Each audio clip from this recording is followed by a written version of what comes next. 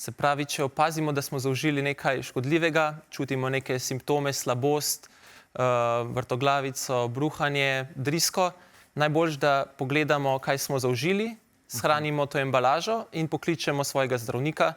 Če je pa zelo resno, pa seveda 112 in pokličemo nujno pomoč. Tukaj je važno, recimo za kakšne pisarne, obrate, podjetja, da poudarjamo, imejte seveda stvari v originalni embalaži, kdaj se prelijo kakšne plastenke brez etiket, da kdo lažje po nesreči spije, po drugi strani pa originalna embalaža ima vsa opozorila gor, za katero snov gre. Ja, tukaj pogosto pride do zelo groznih, tragičnih zamenjav, ko se neko zelo močno jedko čistilo zamenja, se nalije v navadno plastenko od vode, nekdo to po nesreči popije in to lahko grdo zaznamuje življenje. Najboljše, da res čim prej v tem primeru do zdravnika za to embalažo, sploh to spodbujanje bruhanja ni nekaj več, kar sploh v primeru jedkih stvari, recimo, ki je že na poti navzdol naredilo težave, se izogibamo. Kaj pa recimo potovanja? Nekdo gre za 2 tedna po Afriki ali pa v Indijo. Kaj bi svetoval takemu človeku, mogoče že preventivno, da ne bo imel teh težav? Ja, definitivno je treba se prej pozanimati, katere bolezni so prisotne na tem območju in